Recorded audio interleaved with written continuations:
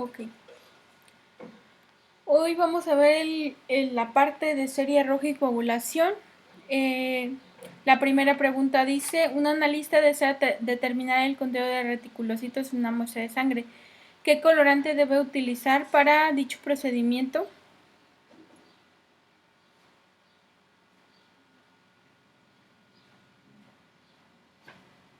La de azul de metileno. Ok, está bien. La siguiente. Es el anticoagulante utilizado para la biometría hemática.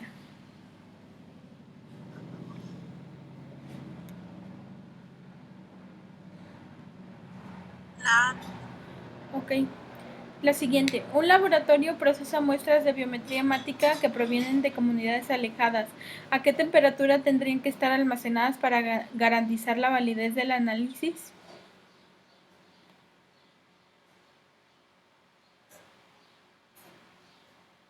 a 25 grados centígrados. Muy bien, muy bien. A menos 20 no, porque ya estaríamos hablando de ultracongelación. A menos 4 grados se congelarían las muestras y ahí va a haber problemas con los factores de la coagulación y también va a haber demasiada coagulación de la muestra y no se va a poder procesar. A 37 grados la sangre se echaría a perder, entonces pues sería a 25 grados. La 4 es la tensión utilizada para la observación de anormalidades en eritrocitos. Tensión de Gram. Ok, muy bien. La tensión de Gram recordamos que es para bacterias, Gram positivas, Gram negativas. La tensión de Peirce es para depósitos de hierro en médula ósea y la tensión de metoxicilina eosina es para distintos tejidos.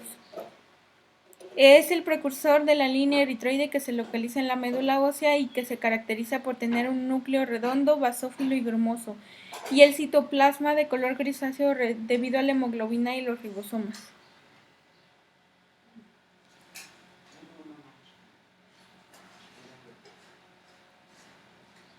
El inciso A. Muy bien. El reticulocito recordamos que ya sería la célula inmadura, esta solo tiene restos de DNA en el núcleo, el eritroblasto ortocromático no puede ser porque no tiene las características que nos dicen, entonces el que sería la respuesta correcta es el eritroblasto policromatófilo. La siguiente son los precursores eritroides que se distinguen por contener residuos de material genético que solo se observan cuando se tiñen con azul de cresil brillante.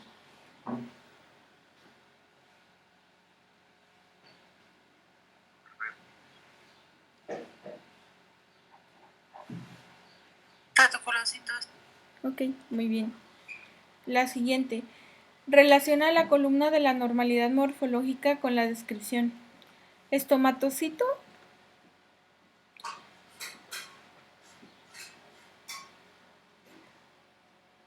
Con el inciso C, eritrocito en forma de boca. Ok. En ruló sería eritrocitos en pila de monedas.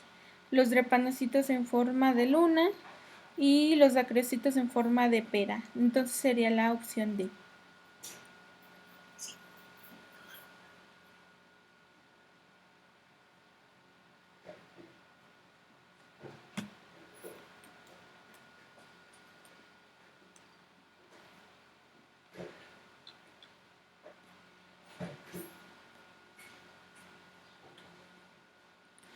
Ok, se analiza la sangre de un paciente hospitalizado en el área de urgencias debido a un traumatismo causado por accidente automovilístico.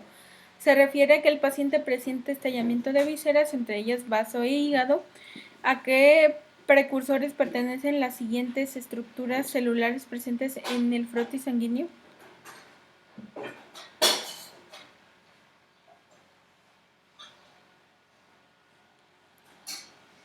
Eritoblastos. Muy bien. La siguiente. Un paciente diagnosticado con insuficiencia renal crónica es atendido de manera rutinaria en una unidad de nefrología en la cual se le realizan estudios de monitoreo. ¿Qué estructuras son las que se observan en el frotis? La B. Muy bien, acantocitos. Perdón. Muy bien, recordemos que los acantocitos tienen forma como de erizo. Los drepanocitos tienen forma de luna, los eritrocitos en rulo, estas son una pila apilada de monedas, y los esquistocitos tienen forma irregular.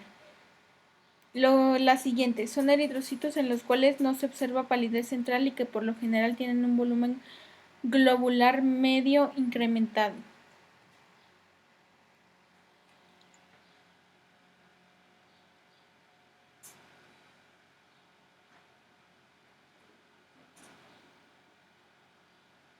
Esferocito.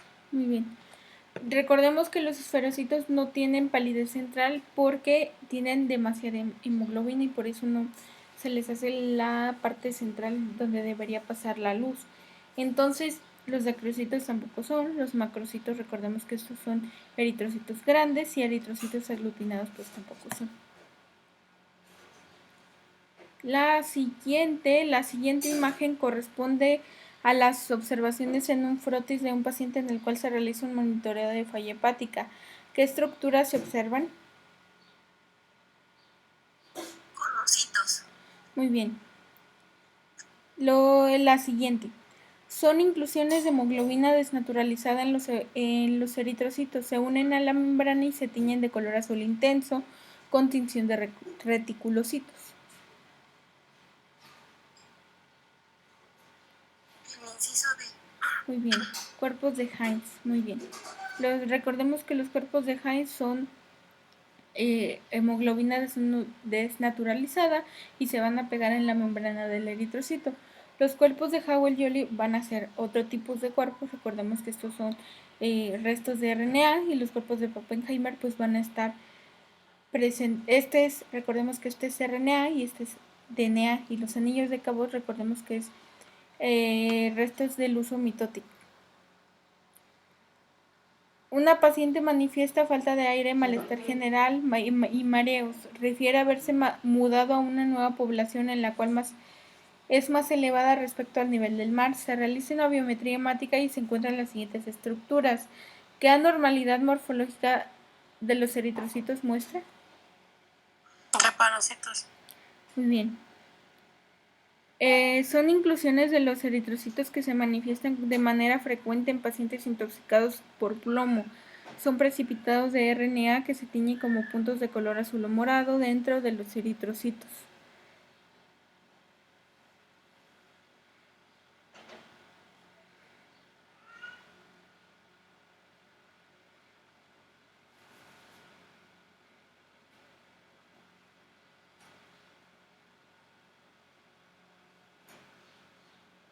Un teado basófilo, recordemos. Este es precipitado de RNA, pero estos son puntos de color azul. La siguiente. Son restos del uso mitótico que se presentan en los eritrocitos de anemia megaloblástica. Se tiñen con tinción de Wright y adoptan formas de bucle u 8. Los anillos de Cabot. Muy bien. La siguiente.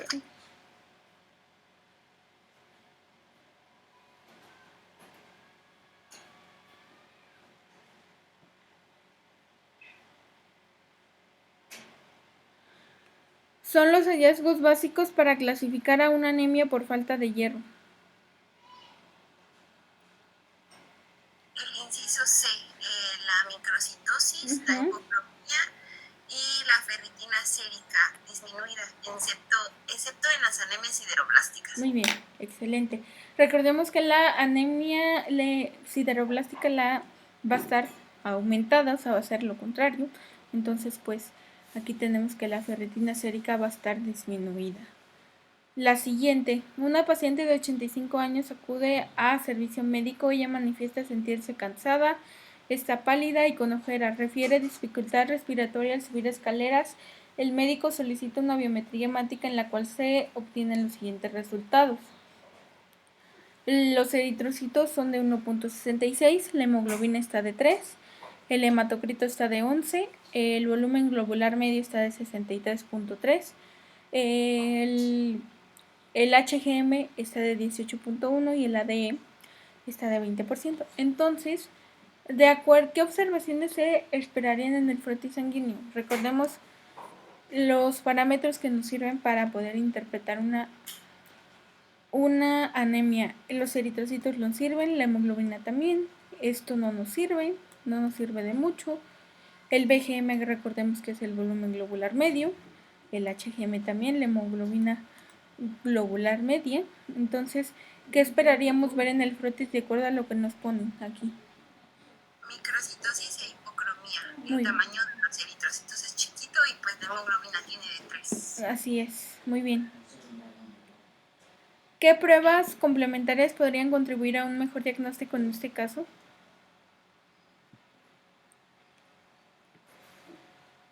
El inciso D, un hierro sérico. Sí. Y ferritina sérica. Muy bien. Entonces, de acuerdo a lo siguiente, ¿qué padecimiento probable sugiere la paciente? Anemia por falta de hierro. Muy bien. ¿Qué parámetros esperaría alterado en este diagnóstico?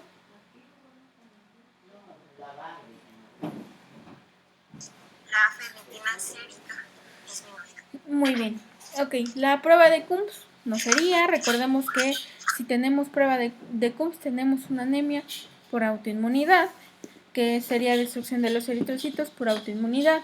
La prueba de Coombs negativa no tenemos el otro tipo de anemia, y la alta fragilidad osmótica, pues no tenemos un defecto en la membrana de los eritrocitos. Entonces, pues sería la ferritina sérica disminuida.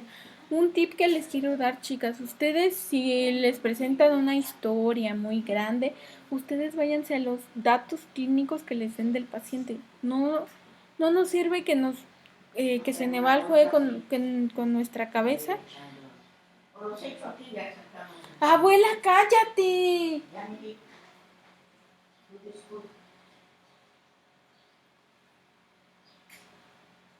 Una disculpa. Continuamos.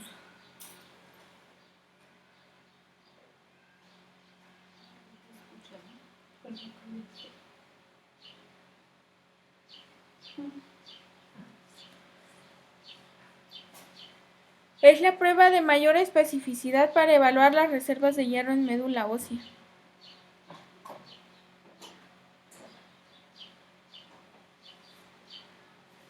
La tinción de azul de Bruce. Muy bien. Siguiente. Se procesa una muestra de biometría hemática de un paciente pediátrico que ha estado sometido a tratamiento con suplementos de hierro. La finalidad es revertir una anemia ferropénica previa. A continuación se muestran los resultados del estudio.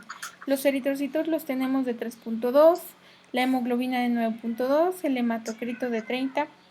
Pues recordemos que el hematocrito no nos sirve de mucho. El BGM está un poquito bajo, el HCM está un poquito bajo también, los reticulocitos están de 1%. Y el hierro sérico está elevado y la ferritina sérica también está elevada. Tenemos eritrocitos con cuerpos de Pappenheimer. ¿Qué tipo de anemia podría estar presente? Una sideroblástica. Muy bien. La ferritina alta. Así es. Mande. Sí, sí. Es la D. Ok. Recordemos que si tenemos cuerpos de Pappenheimer en el frotis, vamos a tener una anemia sideroblástica, y recordemos que la anemia por falta de hierro, el hierro sérico y la ferritina van a estar disminuidas. Bueno, el hierro sérico puede estar normal, pero la ferritina sí va a estar disminuida. ¿Qué características son útiles para confirmar el diagnóstico? La ferritina elevada y los cuerpos. Muy bien, muy bien, muy bien. La siguiente, un anciano es hospitalizado debido a que presenta confusión mental y dificultad para caminar y sostenerse de pie.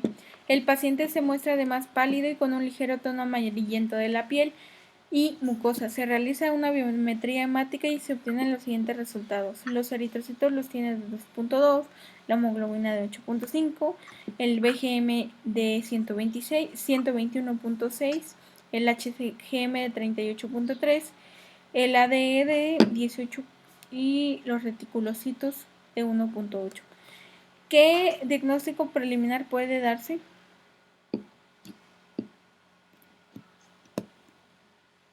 Una anemia megaloblástica.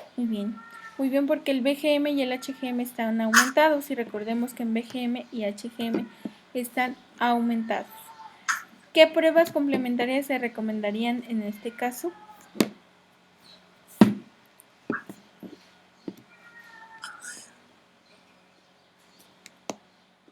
La C. Muy bien, vitamina B12 y folatos. Recordemos que la anemia megaloblástica va a ser por deficiencia de vitamina B12 y folatos en suero, o sea, ácido fólico. Selecciona los hallazgos más probables en el frotis de este paciente.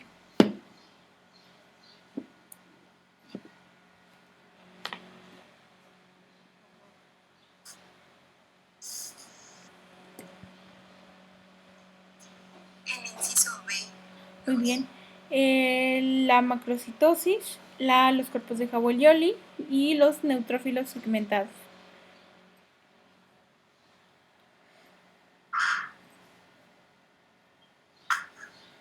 La siguiente, un paciente de 35 años es reingresado al hospital ya que manifiesta debilidad general, sangrados continuos por la nariz y un cuadro de fiebre. Refiere ser un trabajador de la industria química en la cual se procesan numerosas sustancias clasificadas como peligrosas. Se realiza una biometría hemática y se obtienen los siguientes resultados.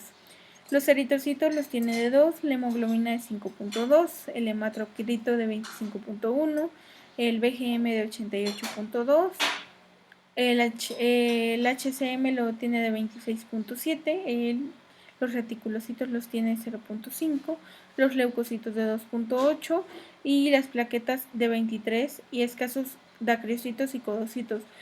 De acuerdo a lo que tenemos aquí, ¿qué padecimiento podría estar causando el cuadro sintomatológico?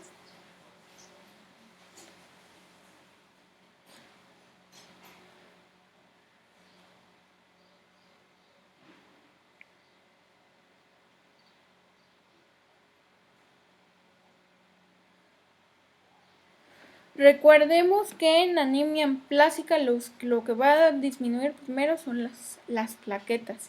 De ahí los leucocitos y de ahí los eritrocitos. Entonces estamos hablando de una anemia aplásica que esta se va a dar como sustancia, por intoxicación con sustancias peligrosas. La siguiente dice que estudios se sugieren para confirmar el diagnóstico.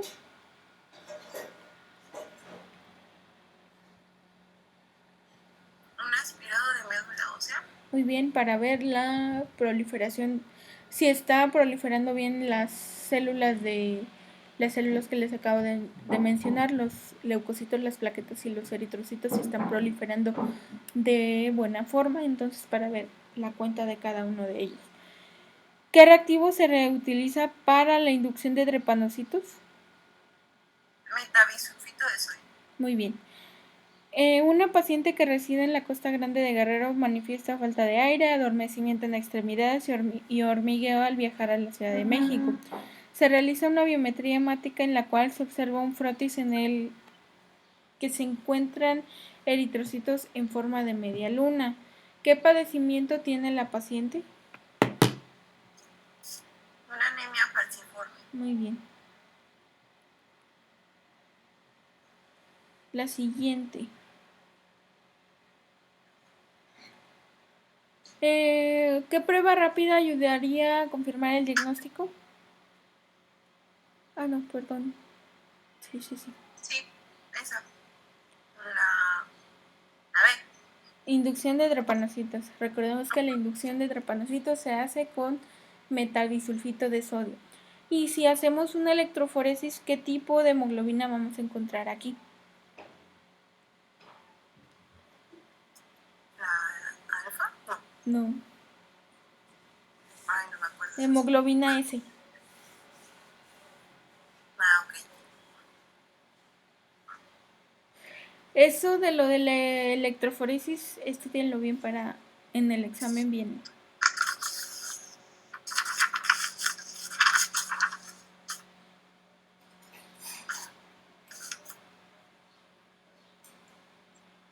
La siguiente. Ok.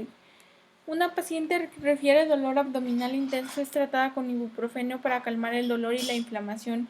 Posterior al tratamiento, la paciente refiere haber tenido un episodio en que la orina fue de color rojizo, por lo cual acudió al servicio de urgencias. Se realiza una biometría hemática y química sanguínea para la cual se obtienen los siguientes resultados.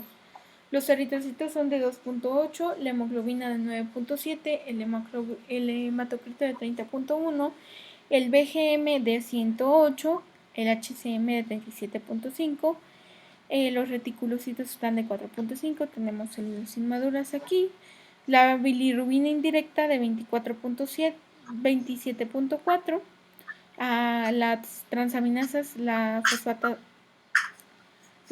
TGO y TGP están altas, y el frotis tengo abundantes de suerocitos y esquistocitos. ¿Qué diagnóstico puede sugerirse con base en los resultados mostrados?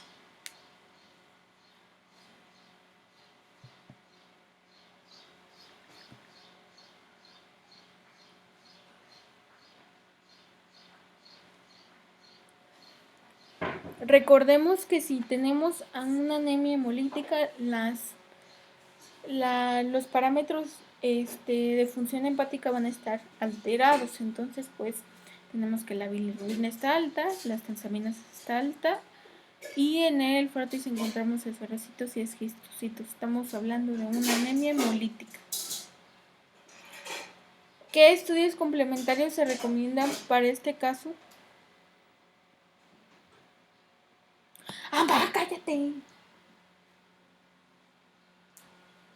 Una prueba de Coombs y una fragilidad.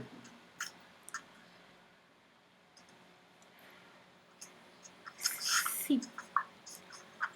Prueba de Coombs directa y fragilidad osmótica para ver si tenemos anemia hemolítica por autoinmunidad, y fragilidad osmótica para ver si tenemos una anemia hemolítica por defectos en la membrana de los eritrocitos.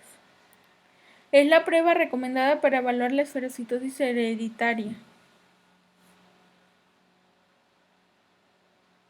Cuando hay defectos en la membrana del eritrocito.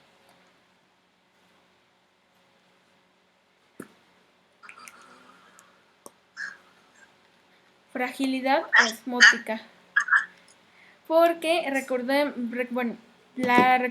que si la prueba de Coombs está negativa, pues estamos hablando de que tenemos una anemia hemolítica por esferocitosis y la vamos a comprobar con una fragilidad osmótica. Como les comentaba en la clase pasada, los eritrocitos los vas a someter a diferentes concentraciones de solutos. En una solución muy salada, en una solución más a condiciones normales y a una condición que no tienen casi sal. Entonces vamos a ver si los eritrocitos se rompen o no en ese tipo de pruebas, y esta prueba se mide por espectrofotometría, o sea, se mide el paso de la luz, y ya de eso se aplica una formulita y ya ves si tus eritrocitos se rompieron o no. En un hospital se recibe a un paciente pediátrico traumatizado y en el cual se le van a realizar preparación para la cirugía. Se ordenan tiempos de coagulación. ¿En qué tipo de tubo se debería recolectar la muestra?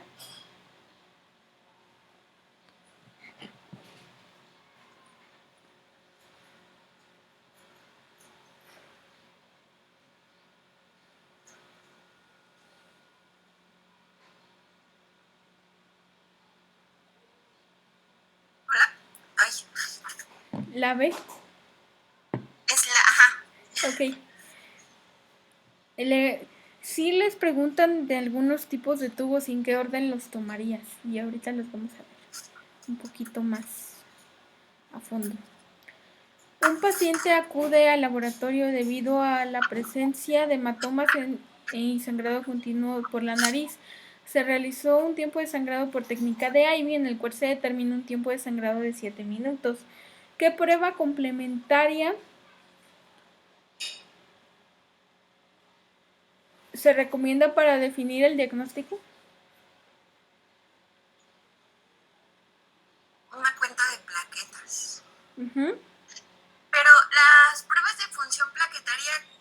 sería? ¿Hacerle el frotis?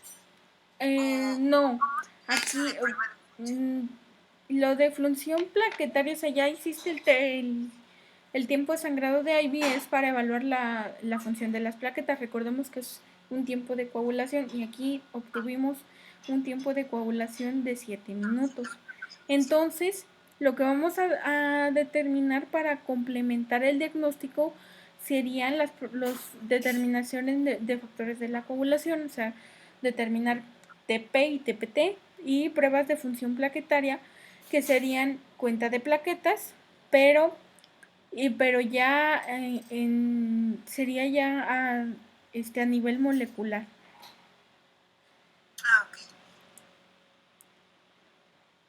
La siguiente, en una clínica de atención primaria se recibe un paciente que refiere haber tenido mordedura de una araña. Según la literatura se sabe que el veneno de ciertas especies provoca coagulación intravascular diseminada. Entonces, ¿qué prueba se evalúa para determinar el riesgo de coagulación? El dímero D. Muy bien. Recordemos que actualmente recordemos que para COVID es la prueba de excelencia porque nos dice si el paciente va a tener riesgo de coágulos o no. ¿Cuáles son las pruebas recomendadas para diagnosticar hemofilia por deficiencia del factor 8?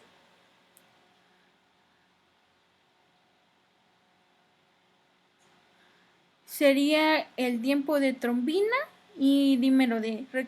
Bueno, la hemofilia por deficiencia del factor 8, aquí el paciente pues siempre va a estar coagulado. Sus tiempos de trombina de protomina van a estar muy prolongados porque recordemos que si nuestro paciente con hemofilia se corta, pues puede ocurrir una hemorragia y nunca parar. Y la última va a ser una paciente geriátrica es referida al hospital debido a sangrados frecuentes. Al realizar tiempo de trombina se observan valores de coagulación prolongados. ¿Qué prueba es necesaria para confirmar un diagnóstico? El fibrinógeno. Muy bien.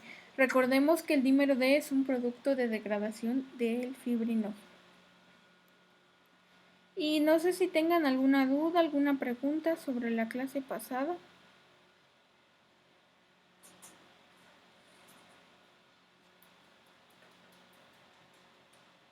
No, yo no. Bueno, a mí solo se me dificulta un poco lo de la electroforesis de hemoglobina, pero Ok, ahí la estoy repasando. muy bien, muy bien. Lo de la electroforesis para hemoglobinopatía S, ¿no? Ajá, sí. Porque sí me acuerdo de esas preguntas en Sí, el examen. sí vienen. Entonces ahí le tengo que... Ok, entonces hoy vamos a ver un poquito de bioquímica clínica.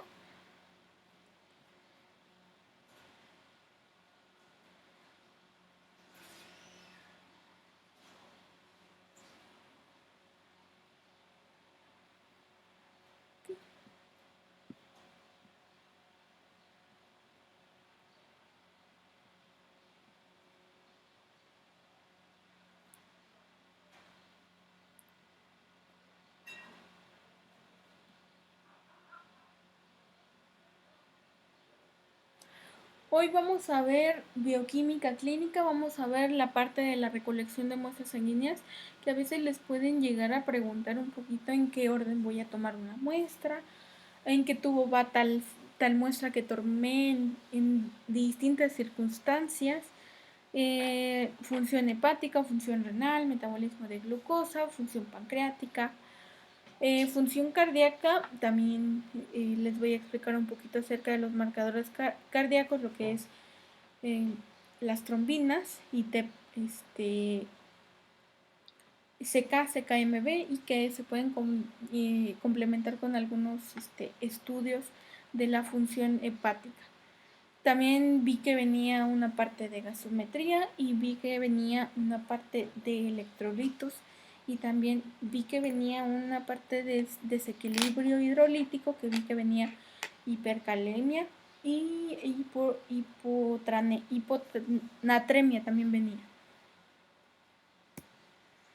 Ok, lo primero que vamos a ver para recordar un poquito es la obtención de muestras sanguíneas. Recordemos que si nuestra muestra está mal tomada o en nuestro paciente no viene en condiciones, pues nuestros resultados van a venir alterados. Lo primero que vamos a hacer es que nuestro paciente se sienta cómodo, explicarle el procedimiento a nuestro paciente. De ahí le vas a realizar una asepsia al paciente, verificar sus condiciones de ayuno. Recordemos que a veces nuestros pacientes nos engañan y las muestras salen lipémicas. La muestra no debe estar hemolizada. Recordemos que si hay hemólisis, algunos parámetros se van a alterar. La lipemia es un indicador de su calidad y es causada por lipoproteínas de muy baja densidad. Recordemos que del LDL unidas a cadenas de triglicéridos pues van a causar que haya lipemia en la muestra. Lo siguiente, recordemos que la recolección de muestras sanguíneas va a comenzar desde la secuencia del muestreo. Lo primero que vamos a tomar, recuerdo al CLCI, recordemos que el CLCI nos dice, es el Clinical Standard Laboratories, y el CLCI dice que el primer tubo que se tiene que tomar es el hemocultivo. Recordemos que hay dos tipos de cultivos para bacterias aerobias y para bacterias anaerobias. Contiene poliatenol sulfonato de sodio. El poliatenol sulfonato de sodio les pueden preguntar.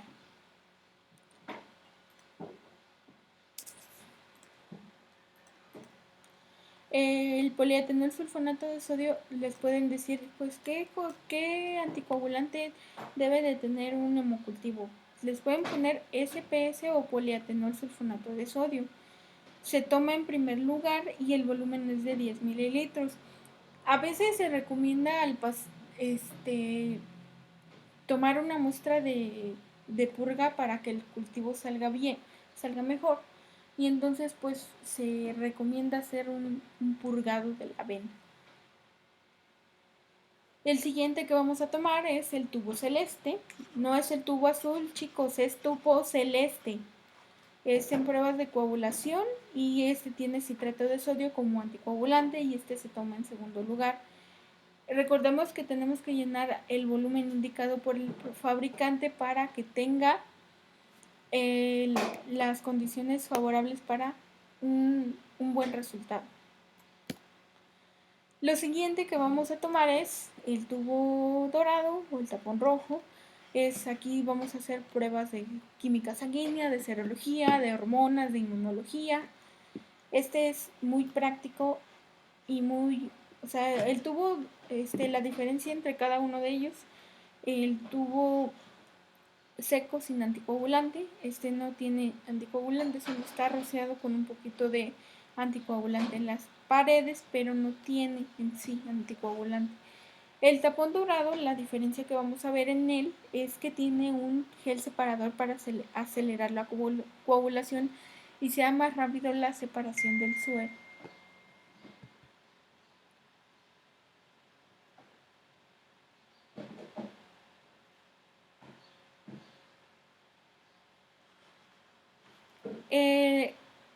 Se va a tomar en tercer lugar. Y el siguiente que vamos a tomar va a ser la gasometría y los electrolitos, que estos se van a tomar en un tubo con tapón verde, que va a tener heparina de litio o heparina de sodio como anticoagulante. Para la gasometría puede ser un tubo verde o una jeringa heparinizada con heparina de litio.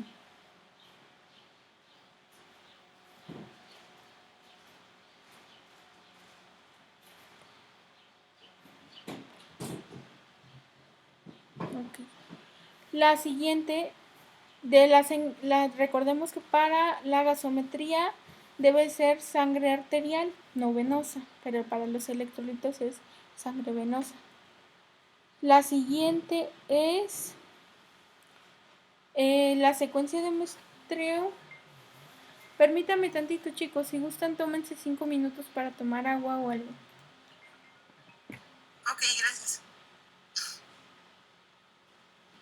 Bueno, ¿qué pasó, papi? Ya. No podía mandarla. No, ¿verdad que no había señal? No, tengo que ponerle saldo al teléfono. Ah, bueno. Que es de paquete el mío. Ajá. Para mandar así información. Sí. Tengo que ponerle saldo, pero no de paquete, hija. Ajá. Sí. Ajá. Y hasta que ahorita le puse, pues. Bueno. No creas que no quería mandarla hasta la buena noche. Pero así solamente, hija. Sí. Pero ya te llegó, ya le puse. Ya, gracias. Sí. Bueno, dile que disculpen la tardanza tantito. No, no te preocupes. Ahí está ya todo. ¿Está bien? Te habla mi mamá. ¿Qué? Te habla mi mamá. A ver, pásame.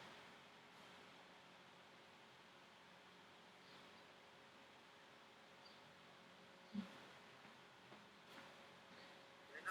Oye, no es venganza, pero para que te defiendas, no por nosotros, pero ella te lo hizo por fregarte. Dile también, pero bueno, tú no lo sabías. Dile también, y el Cairolito me cae bien. También él sí sacó, andaba en las redes pornografía de él.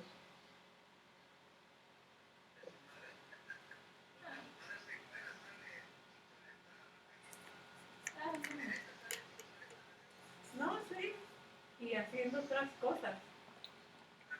Sí, con el fumado. Ajá. No, el niño pues se grababa ahí enseñando sus partes íntimas y andaba en las redes también. Y pues si te dice que te quieran fregar, sí. Y tu hijo, el Carlorito no.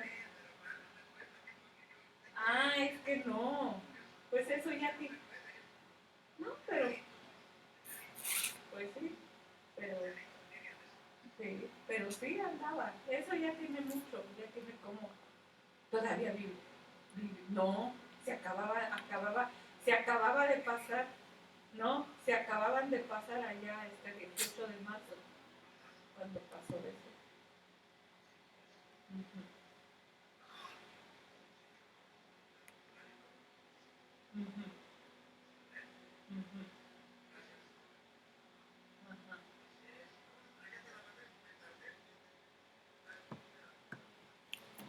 Sí. Mm. Bueno, sí, ya hizo la denuncia a la policía cibernética, pero necesitaban las evidencias. Uh-huh. Ya ahorita vamos a ir a cambiar el número. Órale, pues. Órale, pues. Gracias, Miguel, Se nos olvidó darte ayer tu comprobante de tu declaración. No, porque por si te lo piden en tu oficina. Bueno. Ajá. Ahí luego, pues. Sí. Dile que ya se mandó por correo. Al correo de la Contraloría ya se envió. Pero... Sí. Sí.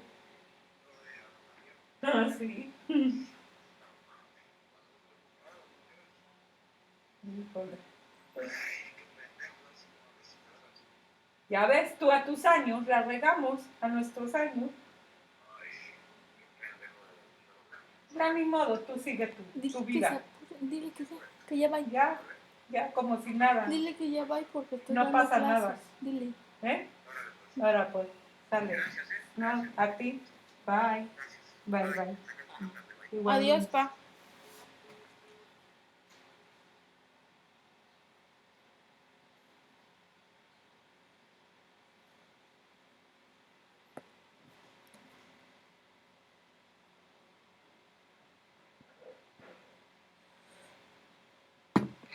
Ok, chicos, continuamos.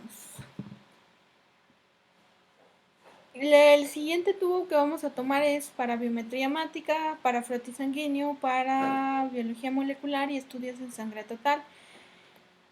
Para biología molecular se utilizan otro tipo de tubos. se utilizan tubos secos o tubos blancos, se ha visto. Entonces, este también puede ser utilizado para biología molecular, para extracción de DNA, especialmente de extracción de DNA de eritrocitos. ¿Esos tubos secos cómo son? A ver, ahorita te los enseño.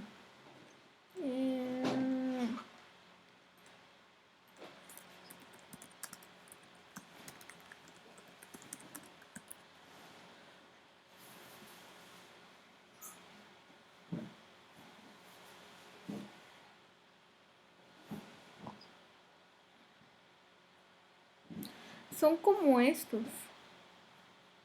Ah, ya, ok. ¿Y esos tienen el mismo aditivo que los No.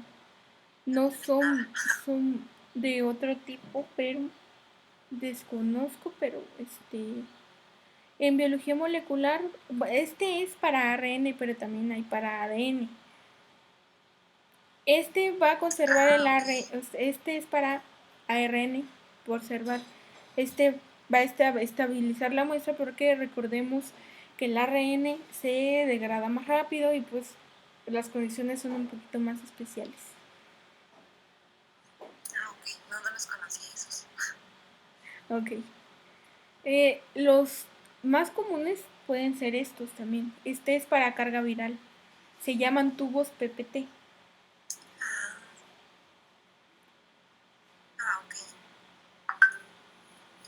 Ok. Contiene EDT adipotásico como anticoagulante y se toma en quinto lugar, y este es para la mayoría de determinaciones en plasma.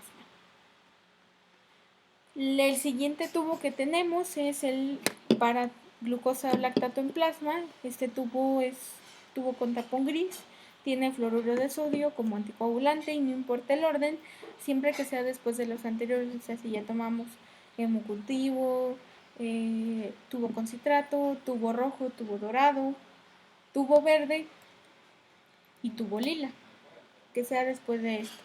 Pero si solo va a ser determinación de glucosa, pues se puede tomar en primer lugar, no hay ningún problema. El siguiente que vamos a tomar es para metales en sangre y elementos traza. Este sí es tapón azul marino y contiene EDT adipotásico y heparina como anticoagulante. Este también se va a utilizar para toxicología, para elementos y metales en sangre, metales pesados y elementos traza. Y como les decía, tiene EDTA adipotésico y heparina. Igualmente no importa el orden, pero que sea después de los anteriores. Algunas veces para poder determinar metales traza podemos ocupar el tubo lila. De ese tubo hay dos, ¿no? Del tubo azul. Ajá, creo que, bueno, en una ocasión observé uno que tenía tapa azul, pero tenía al costado una línea como lila. Y había otro tubo que traía era completamente azul. Como este. No pregunté. Yo creo que la diferencia es el aditivo. Yo creo. Pero creo que de ese hay dos, creo. Ok. La siguiente, bueno, comenzamos con las transaminasas. Recordemos que tenemos transaminasas, permítanme.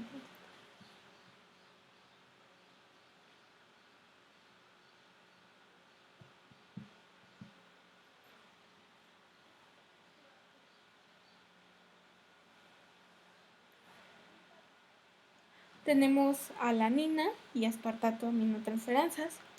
Son transaminasas 2 y son parte de la función hepática. Estas transaminasas son partes de las pruebas de función hepática, y estas siempre se van a elevar cuando hay daño hepatocelular, o sea, cuando hay daño en los hepatocitos por hepatitis o cirrosis o cáncer. El muestreo tubo rojo o dorado y debe de tener un ayuno de 8 horas. Solo si es un paciente pues que ya está en estado crítico y no podemos mantener las condiciones de ayuno, pues no va a haber ningún problema, pero siempre debe de haber un ayuno de 8 horas. La gramaglutamina transpeptidasa o GGT, esta va de 15 a 70. El ayuno es de 8 horas también y es un marcador de daño hepático por alcoholismo, y se va a elevar en sangre por cirrosis hepática alcohólica y obstrucción biliar. La obstrucción biliar va a ser cuando tenemos piedras en el riñón, piedras en la vesícula o colestasis también se le llama. También se puede elevar por consumo de warfarina. Recordemos que la warfarina es un anticoagulante, y anticonvulsivos pues también se puede elevar la gamma-glutamil transpeptidasa.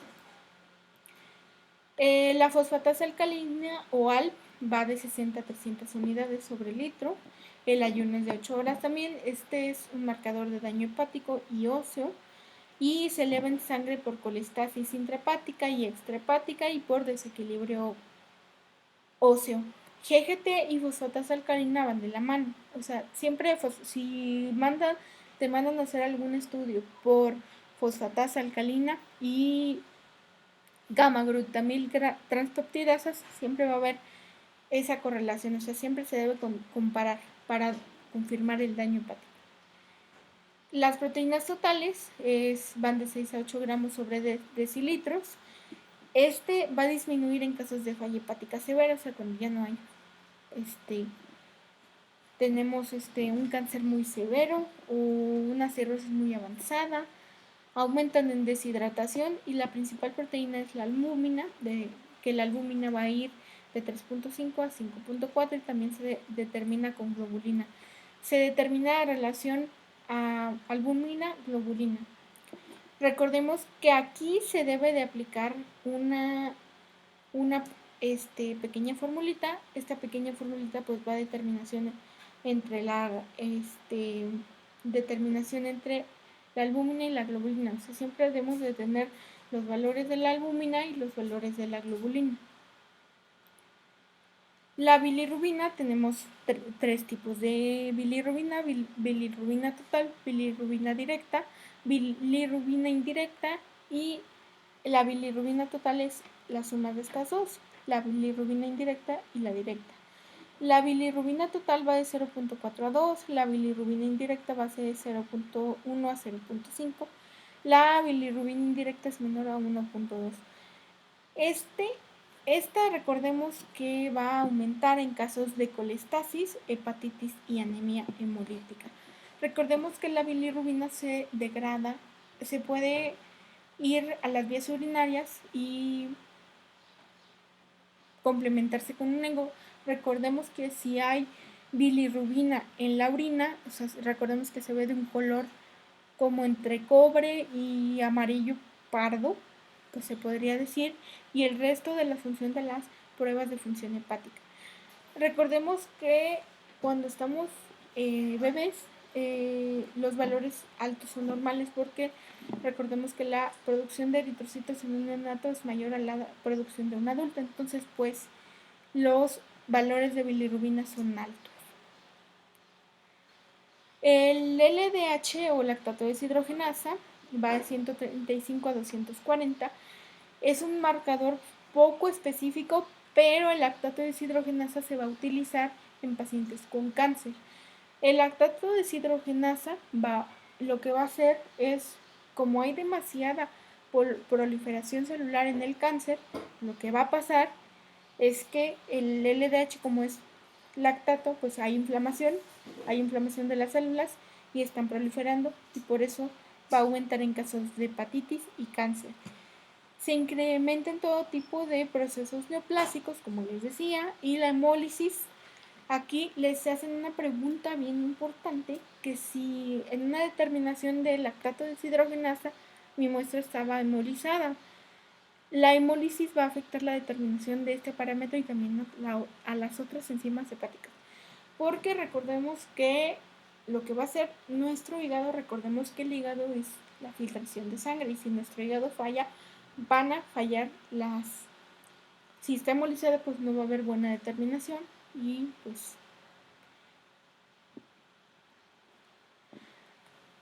En el examen observé que venía el diagnóstico para hepatitis viral. El aspartato aminotransferasa pues está elevado, estas se van a elevar entre 44.000 unidades, y también la bilirrubina total va a ser variable y se relaciona con la edad. Los valores pueden llegar hasta 39 miligramos sobre decilitro. Ok, les observaba en el examen que les ponían un caso clínico donde les decían cuáles son los parámetros que debo determinar en el laboratorio, o les ponían el caso clínico de cuántos valores de hepatitis, si era hepatitis viral, si era hepatitis aguda. Y me acuerdo de la otra opción que era colestasis, algo así, pero aquí decía que era un niño. Entonces, pues yo me fui por la hepatitis viral, y entonces recordemos que las transaminasas se van a elevar. La bilirrubina total puede variar. Puede llegar hasta 39 miligramos sobre decilitro, o puede llegar hasta más. Y por ejemplo, si fuera una hepatitis... ahorita las vamos a ver. Ok. Aquí en la diapositiva anterior nada más puse hepatitis viral, pero normal, o sea que no o sea que sea un cuadro normal, porque recordemos que si hay una hepatitis viral, recordemos que se puede complicar. Y lo siguiente que observé en el examen era la hepatitis viral aguda. Los datos de laboratorio van a estar elevadas, las transaminasas, la bilirrubina directa, porque aquí me decía bilirrubina directa, entonces va a estar elevada también, y la relación a transaminasas va a estar mayor o igual a 1, o sea, siempre se van a elevar para hepatitis viral aguda.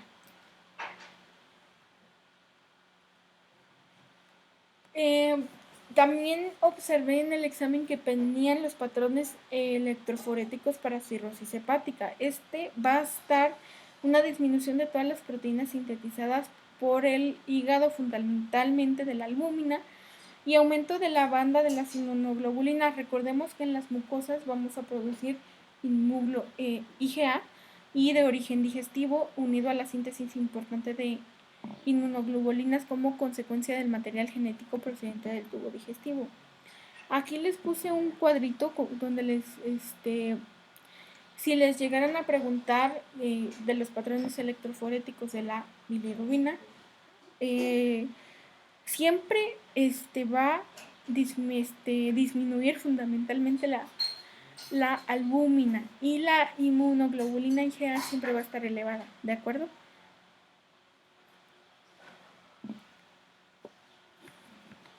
¿Con la inmunoglobulina A?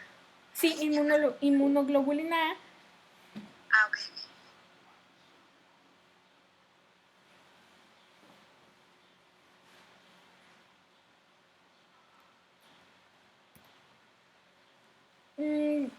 También vi un síndrome de Crigler-Najjar. El síndrome de Crigler-Najjar es una enfermedad infrecuente, está caracterizada por hiperbilirrubinemia grave desde el nacimiento, con función hepática normal.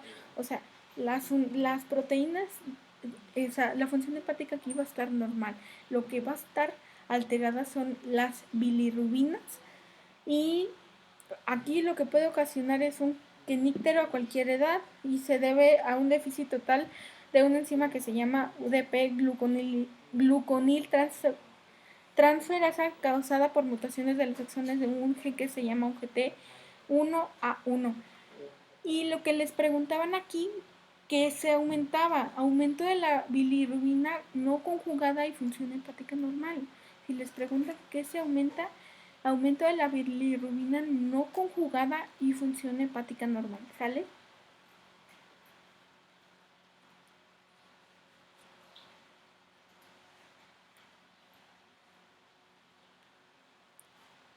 Venía otro caso de hepatitis aguda, pero aquí les preguntaban otra estudios complementarios. Recordemos que las transaminasas son esenciales. La fosfatasa alcalinata pues también va a jugar, la bilirrubina conjugada también, y el LDH también va a estar aquí.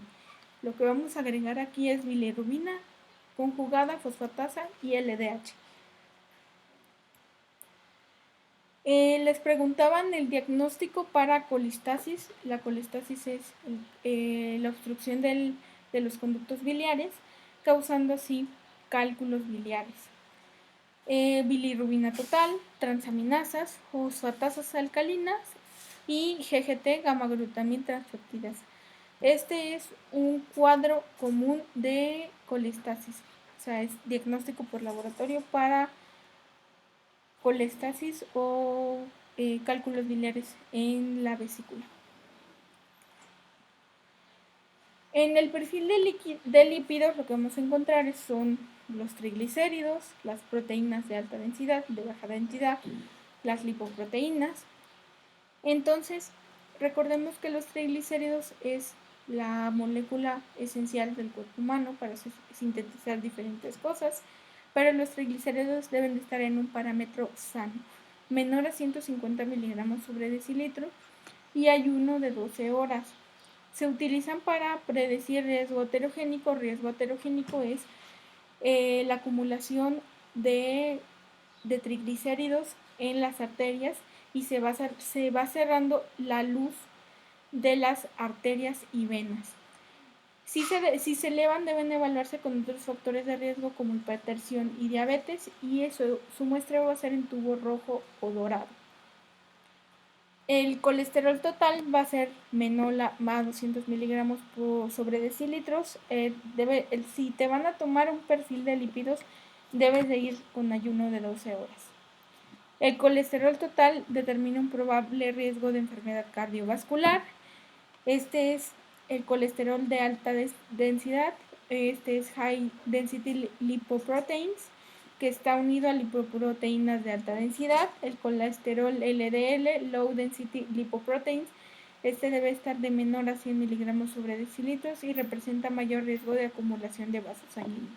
O sea, este lo podemos tener de alta densidad, o sea, son grasas buenas, y el colesterol de baja densidad son grasas malas.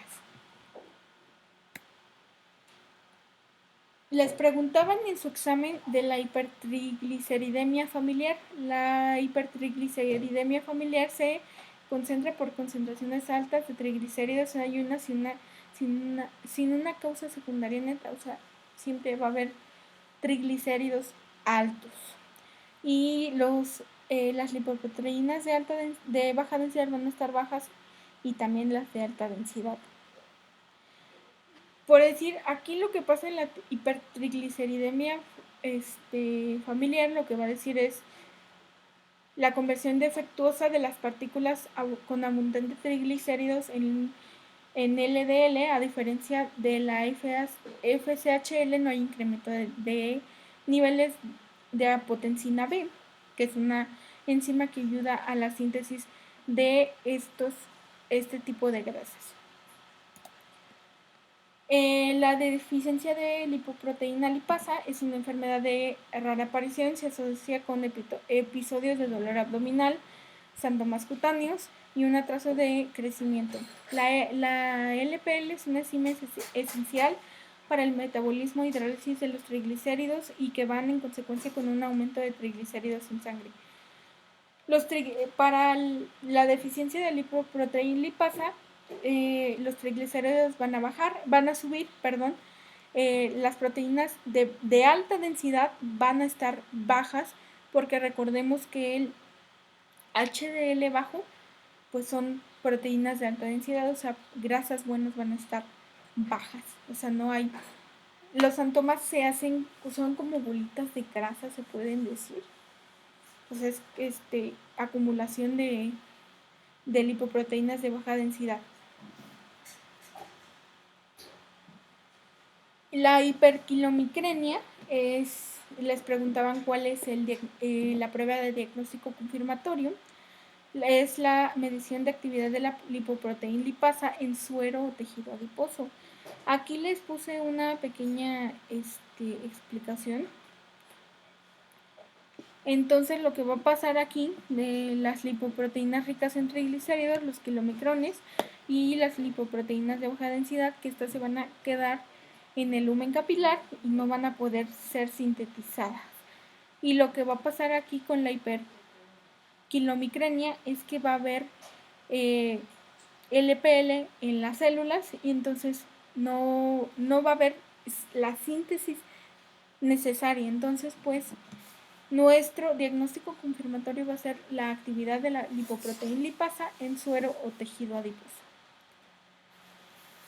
El metabolismo de glucosa, recordemos que la glucosa es la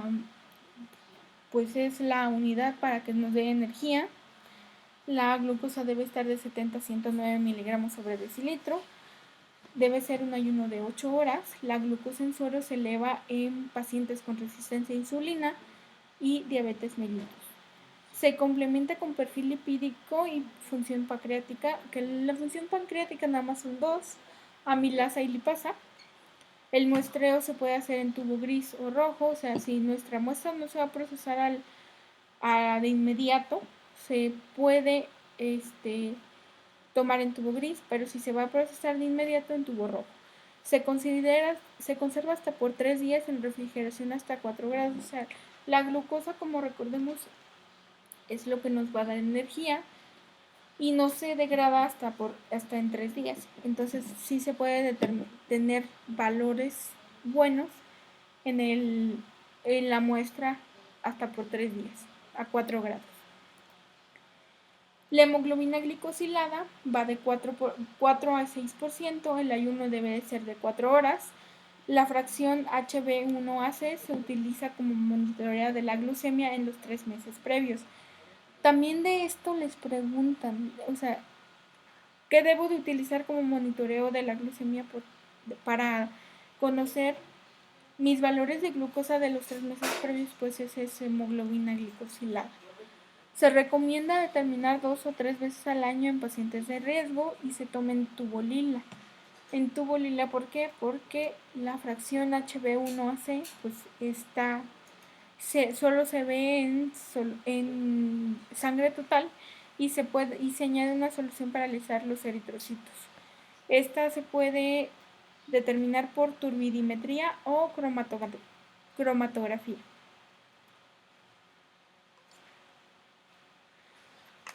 Ok, les preguntaban también de los anticuerpos contra células B. Estos anticuerpos reaccionan con las células, con el citoplasma de todas las células del islote pancreático, tanto las beta productoras de insulina como productoras de glucagón, como las productoras de glucagón y las que secretan somatosina y el péptido pancreático. Consiste predominantemente en fijación de IgG y son detectados en títulos bajos y pueden fijar el complemento. Ok, cuando tengo A cualitativo es negativo, cuando son beta cualitativos, o sea, los anticuerpos contra células B, los voy a utilizar en el diagnóstico de diabetes tipo 1, que no hay suficiente insulina para que se pueda unir a GLUT4 y pueda haber el transporte de glucosa adecuado. El beta cualitativo es positivo y el A cuantitativo menor de 10 unidades beta. Como les decía, diagnóstico confirmatorio para diabetes tipo 1. Los electrolitos es sodio, potasio, cloruro, calcio, etc. El sodio va de 135 a 145 milimoles sobre litro. Es en un ayuno de 8 horas. Disminuye en diarreas severas, falla renal, trastornos de la hormona antidiurética. Puede aumentar en deshidratación. Se determina en sueroplasma, muestreo en tubo rojo, dorado o verde y analizar en las primeras 4 horas porque estas, como son sales, se degradan. El potasio es de los electrolitos más importantes que tenemos porque recordemos que sin la producción de potasio no hay no hay señalización en el cerebro y pues las corrientes eléctricas que tenemos en los canales de ion potasio pues no va a haber sinapsis en las neuronas. Otro caso muy importante que tenemos en el metabolismo pues es la salida y entrada de electrolitos, la bomba sodio-potasio. Monitoría en pacientes con falla renal, cardíaca o en diálisis, aumenta en falla renal severa y deshidratación, disminuye en vómitos y diarreas, y la muestra no debe estar hemorizada porque puede producir aumento de los niveles. La muestra no debe estar hemorizada, puede producir aumento de los niveles. ¿Por qué? Porque si se hemoliza nuestra muestra, pues ya no estamos viendo los niveles que queremos ver. El calcio total es de 8.7 a 10.5, el calcio ionizado es de 4.4 a 5.2, el calcio ionizado es la forma activa del calcio. Aquí va a haber alteraciones de la pituitaria y en huesos, y disminuye en insuficiencia renal y falla hepática. El cloruro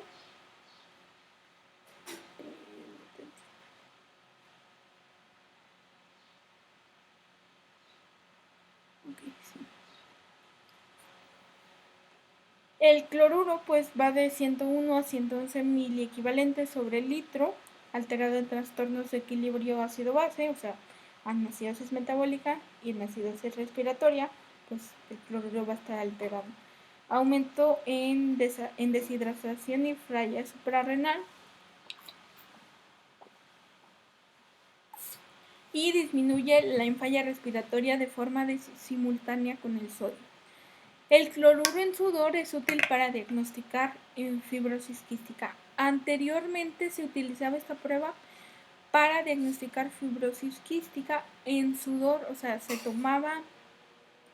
le hacía una prueba de esfuerzo al paciente y tomaban sudor que llegara a transpirar el paciente y se determinaba cloruro, y pues niveles altos de cloruro en fibrosis quística pues se eleva, y entonces es útil para diagnosticar. Si le llegan a preguntar, cloruro es útil para diagnosticar cloruro en sudor, es para fibrosis quística.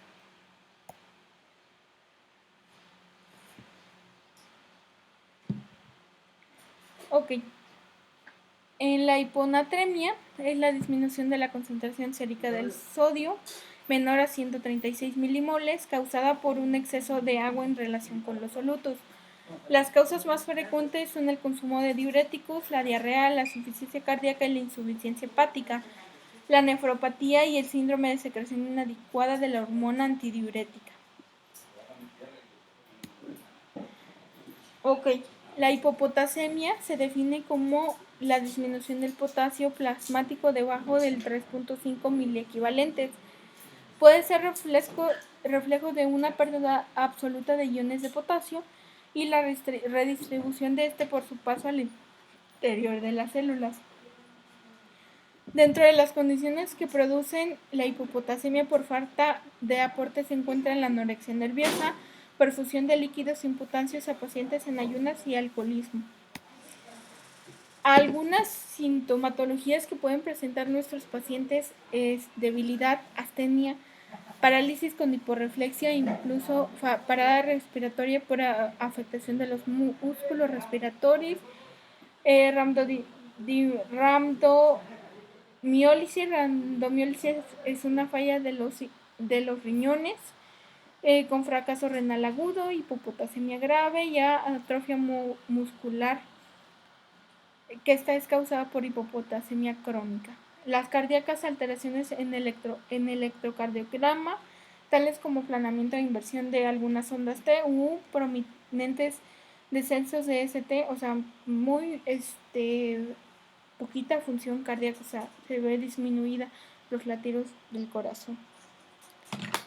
En las condiciones renales, por alteración de la función tubular, produciendo una disminución de capacidad de concentrar orina con poliuria y polidipsia secundaria.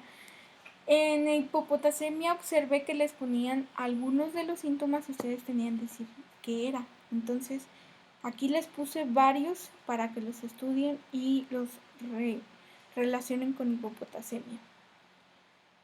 Metabólicas, alcalosis metabólica, intolerancia a los hidratos de carbono.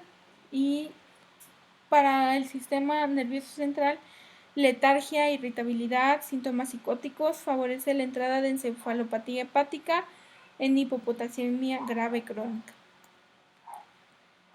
También la deficiencia de vitamina D es frecuente en todo el mundo. La deficiencia de vitamina D es una causa frecuente de raquitismo y osteomalacia, aunque estos trastornos pueden ser resultados de enfermedades como nefropatía crónica de diversas alteraciones en túbulos renales.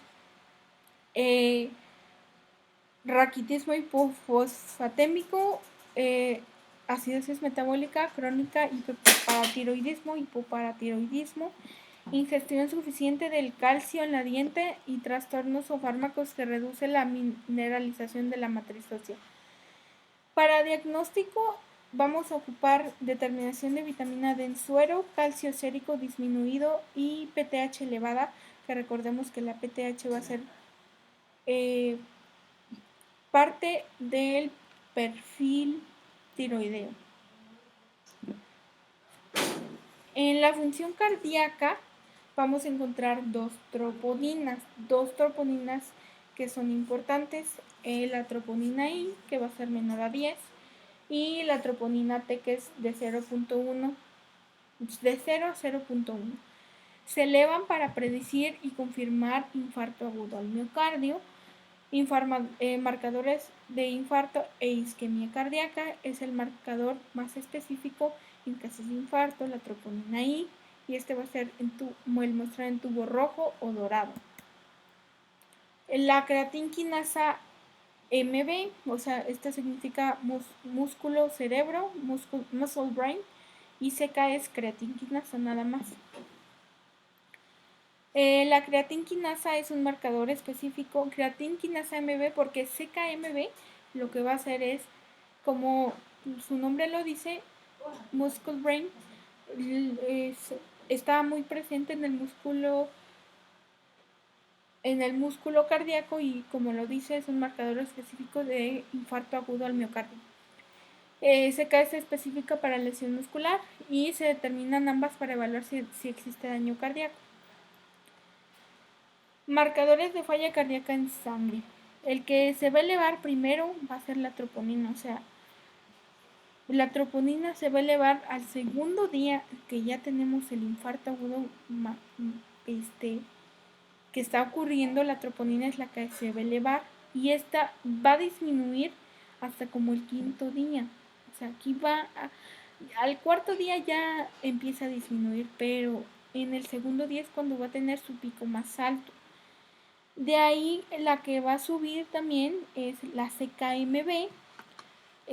Como les decía, es un marcador de infarto agudo al miocardio. La tercera que va a subir es una de las transaminasas. La tercera que va a subir. La cuarta que va a subir es la lactato deshidrogenasa, porque recordemos que si hay inflamación en el músculo va a empezar a secretar lactato. Y la última que va a subir es la CK. O sea, la CK es, pero las dos que tenemos en mayor proporción es la CKMB y la troponina. Y ya de ahí viene la una de las transaminasas y la otra el lactato deshidrogenasa. Otro marcador diagnóstico que podemos utilizar para infarto, para insuficiencia cardíaca, va a ser el péptido natriurético tipo B, BNP y ProBNP, NT-proBNP. O sea, van a ser importantes para la insuficiencia cardíaca. Biometría hemática completa, electrolitos en sangre, troponinas normales. Las troponinas aquí van a estar normales y la TSH también va a estar normal. O sea, aquí lo que se puede decir para insuficiencia cardíaca es el péptido natriurético tipo B. Sí puede venir en el examen. La isquemia cardíaca, los marcadores diagnósticos que vamos a ocupar es troponina, mioglobina, CK y CKMB. La isquemia cardíaca, como les decía anteriormente, es la acumulación de triglicéridos en las arterias. Y lo que vamos a ocupar es troponina, mioglobina, CK y CKMB. También podríamos complementarlo con un perfil de lípidos, pero los más importantes son estos tres. La otra parte de química clínica, la gasometría es muy importante porque nos mide pH, lactato, presión de oxígeno y de dióxido de carbono. El pH sanguíneo, recordemos que debe de ir de 7.35 a 7.45. Si disminuye, va a ser alcalosis. Si aumenta, no es cierto. Si disminuye, va a ser acidosis. Si aumenta, va a ser alcalosis. No requiere ayuno, evalúa la concentración de iones hidrógeno en sangre y hay estados de acidosis en intoxicaciones por hipoxia y falla renal severa. Solo en sangre arterial y como les decía anteriormente, se debe de muestrear en un tubo verde o jeringa con heparina en baño de hielo. O sea, siempre se debe de conservar fría. La presión de oxígeno y la presión de dióxido de carbono, la presión de oxígeno va a ir de 80 a 100 milímetros de mercurio y la presión de dióxido de carbono de 35 a 45 milímetros de mercurio. Recordemos que la gasometría es en pacientes que están muy enfermos, entonces no debemos de ser exigentes con el ayuno porque nuestro paciente está sufriendo y pues no se debe de ser exigente. Evalúa la presión de oxígeno y de dióxido de carbono.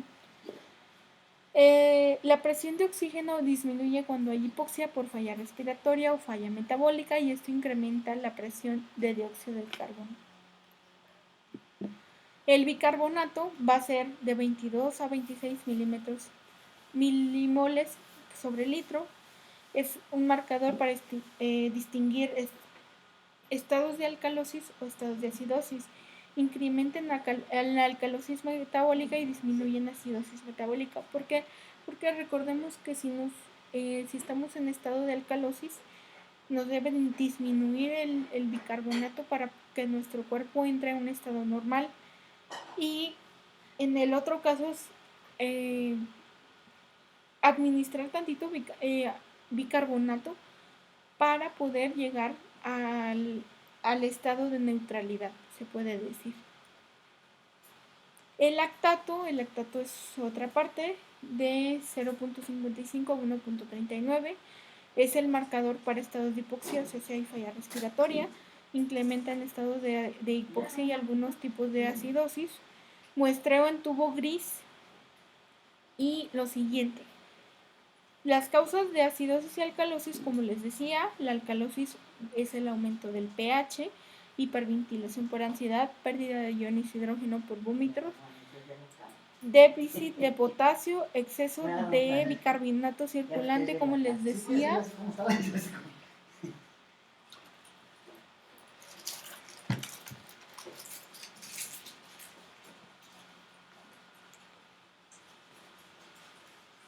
La acidosis es la disminución del pH, cetoacidosis diabética, falla renal, intoxicaciones por cianuro, alcoholes y salicilatos e insuficiencia pulmonar.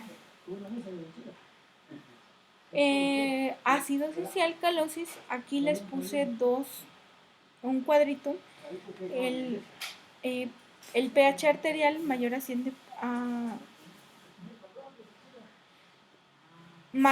7.45, alcalosis, recordemos que es el aumento del pH. Si la presión de oxígeno es menor de 35, va a ser respiratoria. Y si el bicarbonato está mayor a 28, va a ser metabólica. Aquí en la acidosis va a ser, la presión de oxígeno va a ser mayor a 45, va a ser respiratoria. Y si el bicarbonato está menor a 18, va a ser metabólica. Aquí les puse otro cuadro porque vi que les preguntaban si está parcialmente compensada, descompensada y alcalosis metabólica descompensada. Lo que va a pasar aquí en acidosis respiratoria parcialmente compensada, el pH va a disminuir, la presión de oxígeno va a aumentar y el bicarbonato también va a aumentar. La acidosis metabólica descompensada va a estar el pH bajo, la presión de oxígeno va a estar normal y el bicarbonato también va a estar bajo. La alcalosis metabólica descompensada va a estar el pH alto, la presión de oxígeno va a estar normal y el bicarbonato, recordemos que el bicarbonato circulante va a estar alto. No sé si tengan alguna duda, alguna pregunta.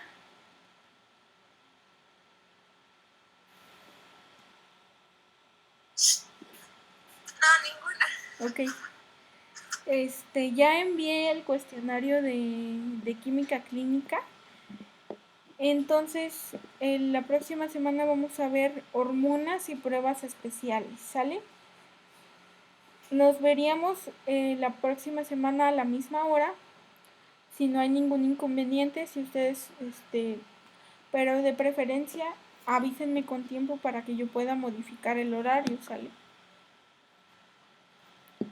Sí, está bien, gracias. Sí, nos vemos. Cuídense. Hasta luego, igual. Dice Merari que sea la 1. ¿Se quedaría a la 1? Pues sí, ¿no? No sé si está bien por ti, Zaida. Sí, sí, está bien. Ok. De acuerdo. Gracias, hasta luego. Hasta luego.